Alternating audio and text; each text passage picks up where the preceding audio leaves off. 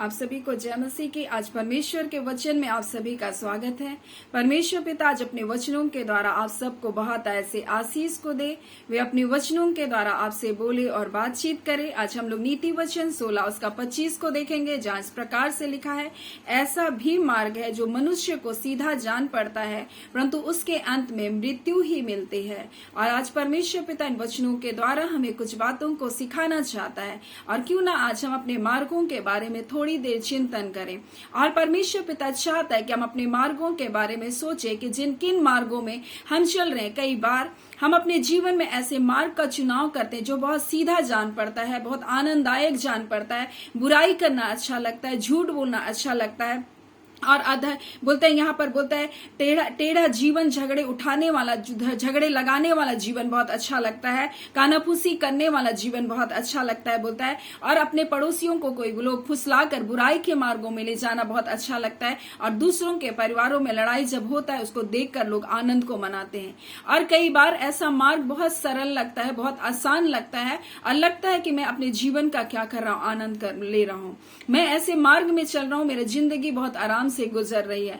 क्योंकि कई बार ये मार्ग बहुत अच्छा तो लगता है, परंतु उसके अंत में क्या है, मृत्यु है, बुरा है। वो तो ऐसा मार्ग भी है जो मनुष्य को कैसा जान पड़ रहा है, सीधा जान पड़ रहा है, परंतु उसके अंत में मृत्यु है। क्योंकि पाप करना, झूठ बोलना, व्यभिचार करना कई बार ये मनुष्य के लिए बहुत सीधा, बहुत सरल होता है। किसी को धोखा देना, किसी के साथ बेईमानी करना, ये क्या है, पाप करना उनके लिए बहुत आसान और बहुत सीधा है, परंतु इसके अंत में क्या है, मृत्यु है, परमेश्वर का वचन बता रहा है। और हम लोग देखते हैं नूह के समय, जल प्रलय आने के समय नूह का और उनका परिवार ही केवल उस जल प्रलय में बचाया गया। और जब नूह जल प्रलय के समय में से पहले जब परमेश्वर ने आज्ञा दिया कि वो जहाज को बनाए, और जब वो जहाज बना रहा था, इस बात को प्रचार कर रहा था कि परमेश्वर इस पृथ्वी का जल प्रलय से नाश करेगा, परंतु उस समय के लोगों को बुराई करना, पाप करना, झूठ बोलना, एक दूसरे के साथ धोखा देना, किसी की जिंदगी को बर्बाद करना, ये उनके लिए बहुत सीधा और सरल मार्ग लग रहा था। ये उनको बहुत आनंददायक मार्ग लग रहा था, और इस प्रकार से वो अपने जीवन को जी रहे थे। परंतु एक समय ऐसा आया जब परमेश्वर ने क्या किया, जल प्रलय को लेकर आया, और नूह, उनका परिवार और वो सारे जानवर जिनको परमेश्वर ने आज्ञा दी उस जहाज पर चढ़ गए, और परमेश्वर ने उसके दरवाजे को बंद कर दिया। और तब उन्होंने चिल्लाने लगा, हे नूह, हमारे लिए दरवाजे को खोल। लेकिन उस समय क्या था, वो दरवाजा बंद हो गया। इसी प्रकार से परमेश्वर का वचन हमें इस प्रकार से बताता है लूका में 13 अध्याय में सकेत द्वार के बारे में, और बोला कि यहाँ पर चेले उनसे पूछ रहे हैं, प्रभु क्या उद्धार पाने वाले थोड़े हैं?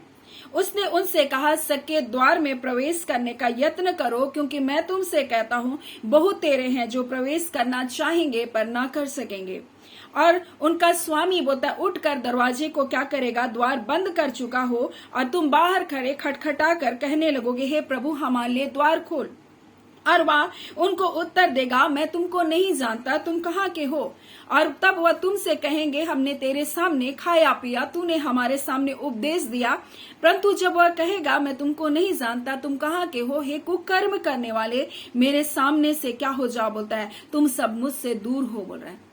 यानी यीशु मसीह इस बात को बता रहा है कि ऐसा टाइम आएगा जब दरवाजा बंद किया जाएगा, तौबा का दरवाजा बंद किया जाएगा। अभी तो वो मार्ग बहुत सीधा लग रहा है, ऐसा मार्ग जो है सीधा लग रहा है, लेकिन अंत में मृत्यु है। इसलिए परमेश्वर बोला, तुम सकेत फाटक में प्रवेश करने का प्रयत्न करो। बहुत थोड़े लोग हैं जो उसमें प्रवेश करेंगे बोलता है, क्योंकि जब वो प्रवेश कर चुके होंगे तब स्वामी आएगा और दरवाजे को बंद कर देगा। तब आपके चिल्लाने से, आपके रोने से कुछ भी नहीं होगा, क्योंकि अब तौबा का दरवाजा क्या है, खुला है। अब मन फिराव का मौका है, अब पापों को, गुनाहों को छोड़ने का समय आपके पास है। लेकिन जब आप बोल रहे हैं कि आप, ये मार्ग तो मेरे लिए बहुत अच्छा है, जिस मार्ग पर आप चल रहे हैं, जो बुराई का मार्ग है, जो धोखे का मार्ग है, जो क्रोध का मार्ग है, जो दूसरों की हानि का मार्ग है, जो किसी के परिवार को बिगाड़ने का मार्ग है, किसी दूसरे के स्त्री को भ्रष्ट करने का मार्ग है, किसी के घर परिवार को जो स्त्रियां तोड़ रही है, ये जो मार्ग है, ये मार्ग आपको क्या करेगा, एक दिन मृत्यु तक लेकर के जाएगा। ये मार्ग आपको एक दिन विनाश तक लेकर के जाएगा। और इसलिए बोल रहा है कि तुम क्या करो, सक्रिय मार्ग पर प्रवेश करो, बड़ा सक्रिय फाटक में तुम प्रवेश करने का यत्न करो, क्योंकि बहुत तेरे हैं जो यत्न तो करेंगे परंतु नहीं कर पाएंगे। क्यों नहीं कर पाएंगे? क्योंकि बुराइयां उनको अच्छी लगती है। ज्योति में रहना उनको थोड़ी देर अच्छा तो लगता है, परंतु उनको अंधकार ही पसंद है, उनको बुराई ही पसंद है, उनको पाप ही पसंद है, उनको कुकर्म करना ही पसंद है। इसलिए वो ज्योति में तो आते हैं, लेकिन उनको अंधकार फिर प्रिय लगता है, इसलिए वापस फिर लौट जाते हैं। लेकिन यीशु मसीह हमें बता रहा है कि तुम सक्रिय मार्ग में प्रवेश करो, क्योंकि एक दिन आएगा जब स्वामी आएगा और दरवाजे बंद कर देगा, और उस समय तुम रोने से, चिल्लाने से, पश्चाताप करने से फिर मौका नहीं मिलेगा। और इसलिए ये मौका हमको परमेश्वर ने दिया कि हम आज चाहे कैसे भी गुनाहों में हैं, हम कैसे भी पापों में हम अपने मन को फिरा सकते हैं, हम तौबा को कर सकते हैं। नूह के समय में इतने सारी पृथ्वी में इतने सारे लोग होने के बावजूद वो नूह का एक परिवार ही क्या क्या बचाया गया। और उस समय नूह के परिवार को भी लग रहा था होगा सारे लोग तो बुराई कर रहे, क्यों ना हम भी बुराई में जिए, क्योंकि वो मार्ग बहुत सरल लग रहा है। क्योंकि जब सब लोग एक मार्ग में जाते हैं तो हमको भी लगता है वो मार्ग अच्छा है, क्योंकि सब लोग उसमें आनंद ले रहे हैं। सब लोगों को झूठ बोलने के कारण कितने बड़े बड़े पदों में जा रहे हैं। वो झूठ बोल बोल कर, गबन कर करके, गलत रास्तों में चल चल कर उन्नति करें। ये रास्ता तो बहुत सरल है, क्यों ना हम भी ऐसे रास्तों पर चलें। परंतु परमेश्वर का वचन हमें बता रहा है ऐसा मार्ग भी है जो मनुष्य को सीधा जान तो पड़ता है, लेकिन अंत में उसकी मृत्यु है। बुराई का मार्ग सीधा जान पड़ रहा है, अधर्म का मार्ग सीधा जान पड़ रहा है, गलत कामों का मार्ग सीधा जान तो पड़ रहा है, परंतु अंत में मृत्यु है। परंतु परमेश्वर का वचन हमें बता रहा है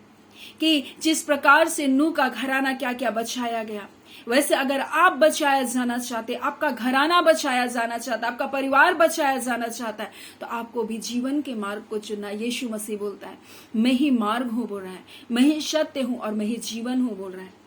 और परमेश्वर का वचन बोल रहा है कि ऐसा समय आएगा जब दरवाजा बंद किया जाएगा तौबा का, और तब खटखटाने वाले बोलेंगे आपने हमारे सामने उपदेश दिया, हमने आपके साथ खाया और पिया।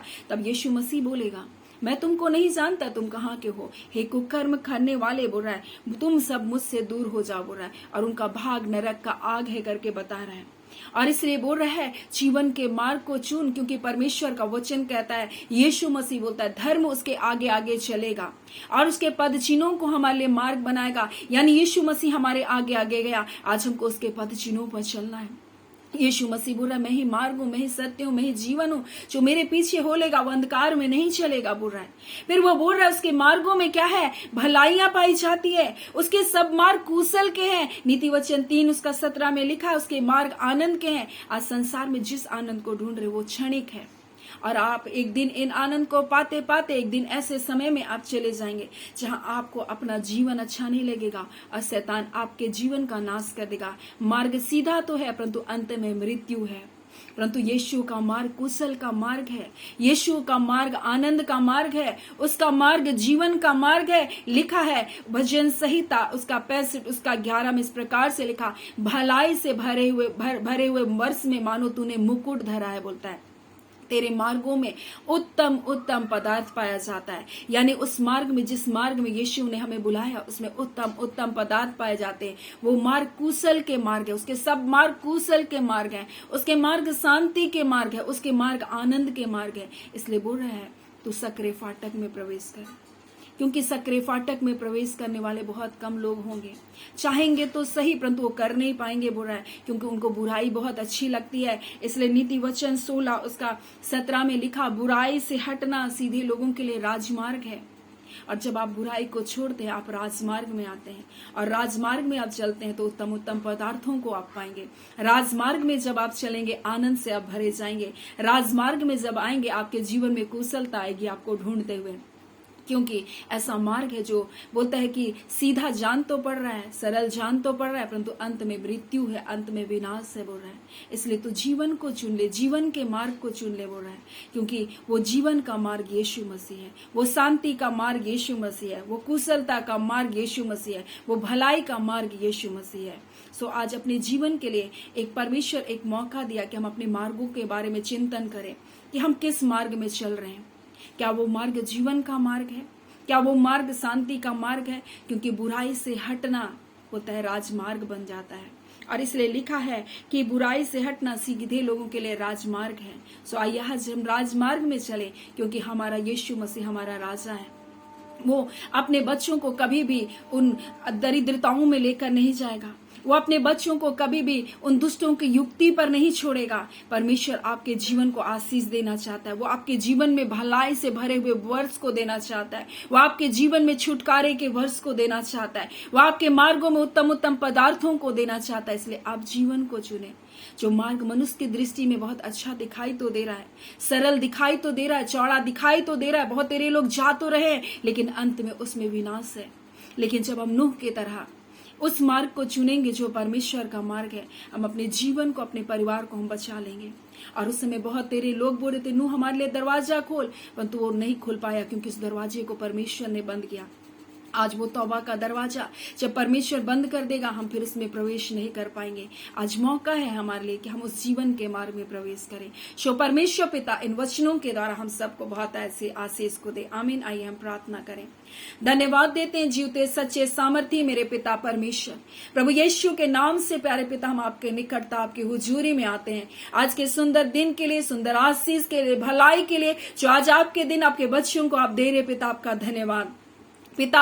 आज के दिन प्रभु जब आपके बच्चे इन प्रार्थनाओं में जुड़ते हैं प्रभु, अपने मुंह को खोलकर अपने प्रार्थना निवेदनों को कर रहे पिता, हर एक के जीवन को तू देख खुदावन प्रभु जी। हाँ खुदावन परमेश्वर, जो स्त्रियां प्रार्थना कर रही है प्रभु जी अपने संतान की आशीष के लिए, यीशु के नाम से गर्भ खुलने पाए। रिबा शिखेंद्र खालाबा शिखी रास्तोनुनबा, एक बच्चे की आशीष को दीजिए खुदान, अपने बच्चों को अपनी आशीषों से परिपूर्ण कीजिए खुदावन परमेश्वर पिता। जो लोग निराशा में, हताशा में, धोखे के कारण प्रभु जी, हाँ पिता, लोगों ने परमेश्वर बुराई के कारण प्रभु जी इनके जीवन को छल से प्रभु छोड़ दिया प्रभु जी, हाँ खुदा इनके जीवन को हानि करके प्रभु छोड़ दिया, इनके जीवन को नाश करके छोड़ दिया प्रभु, इनको परमेश्वर अकेला छोड़ दिया प्रभु जी। आज इनके जीवन को, इनके पापों को क्षमा करके इनके जीवन को ऊंचा को उठाइए प्रभु। हाँ खुदा प्रभु जी, तू मत कह कि मैं भी बुराई करूंगा, हाँ पिता परमेश्वर, परंतु इनको माफ करने वाला जीवन को दे। हाँ खुदावन परमेश्वर, क्योंकि जो जैसा करता है प्रभु अपने करने का फल को प्रभु भोगेगा, तूने कहा खुदावन परमेश्वर, परंतु तू माफ कर प्रभु जी। ए खुदावन प्रभु जी, माफ करने वाला जीवन को दे दे प्रभु जी, और खुदा इनके जीवन को तो ऊंचा उठा, इनके पापों अपराधों को क्षमा कर दे खुदा। हाँ खुदा, जो धोखे से होकर गुजरे, जिस चोट से होकर गुजरे, जो टूटे मन से होकर गुजरे, उनके मनों को चंगा कर दीजिए खुदा प्रभु। आप इनके लिए एक नया दरवाजे को खोलिए प्रभु। कोई बातें प्रभु जी इनके जीवन के लिए, बुराई के लिए नहीं हो सकती, परंतु आप अपने बच्चों को जिससे आप प्रेम करते हैं उनको ताड़ना भी देते हैं, हाँ पिता, उल्हाना भी देते हैं खुदा। हाँ, जिसे बेटे बनाते से कोड़े भी लगाते हैं खुदा। हाँ प्रभु, ये सक्रिय मार्ग में जब प्रवेश करते, कठिनाइयां होती है प्रभु, परंतु इसमें आनंद है, जय और छुटकारा है प्रभु जी। ए खुदा, इस मार्ग में चलने के लिए आपके बच्चों को प्रभु अपना अनुग्रह को दीजिए, अपनी बुद्धिमत्ता को दीजिए, अपने ज्ञान को दीजिए, अपने प्रेम से भरिए खुदा प्रभु। ए खुदावन परमेश्वर पिता, जो लोग प्रभु अपने कार्य के क्षेत्रों में कई तकलीफों से होकर गुजर रहे प्रभु, हाँ पिता परमेश्वर, आलोचनाओं को प्रभु जी, हाँ लोग जगह जगह इनके लिए फंदे को लगा रहे हैं प्रभु जी, वो सारे बंधन टूटने पाए यीशु के नाम से। पिता, आप अपने बच्चों को प्रभु लज्जित होने नहीं देंगे, आप अपने बच्चों को मुंह काला होने नहीं देंगे, परंतु आप अपने बच्चों को प्रभु जी, हाँ पिता, चमकाएंगे और प्रकाशित करेंगे खुदा प्रभु जी। ऐ पिता, हम प्रार्थना करते प्रभु जी, जितने अपने व्यवसाय में प्रभु जी बार बार फेलियर हो रहे खुदा, आज इनके व्यवसाय आशीषित होने पाए, इनके काम उद्यम आशीषित होने पाए, इनके लिए दरवाजे खुले, नए मार्ग खुले परमेश्वर पिता। हाँ खुदा मन परमेश्वर, उनका व्यवसाय उन्नति को पाए, इनके रोजगार में पिता उन्नति को दीजिए, और जितने भी कार्य को कर रहे प्रभु जी उन पर आशीष को दीजिए। ऑफिसों में जितने अनबन है प्रभु, लड़ाई और झगड़े हैं प्रभु, व्यर्थ बातें हैं प्रभु, यीशु के नाम से इनके परिवारों को छोड़कर जाता रहे। इनके पिता ऑफिसों में प्रभु जी मनमुटाव की आत्मा कार्य करिए, वो बंधन टूटे, परिवार में जन्म मनमुटाव की आत्मा कार्य करिए, परिवारों से यीशु के नाम से टूटने पाए।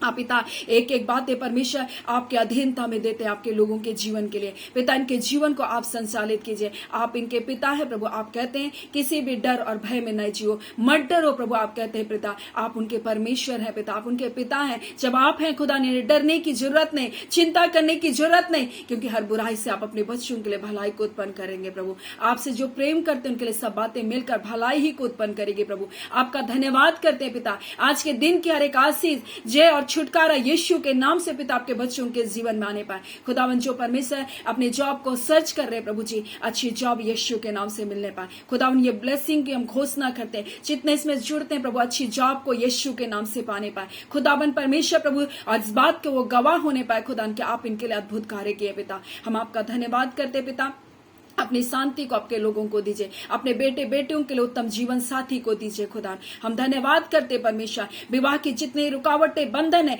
यीशु के नाम से टूटने पाए खुदा। परिवार की समस्या जाती रहे प्रभु जी, खुदावन परमेश्वर पिता के परिवारों को आशीष को दीजिए, इनके बच्चों को आशीष दीजिए, रोग दुख बीमारी में प्रभु इसी घड़ी छू कर चंगा कीजिए। हम आपका धन्यवाद करते पिता, अपनी प्रार्थना सुना, प्रार्थना आपके बेटे यीशु के नाम से हम मांगते हैं, दया सुन अनुग्रह से ग्रहण कर लीजिएगा, आमीन। परमेश्वर पिता आप सबको बहुत ऐसे आशीष को दे, आमीन।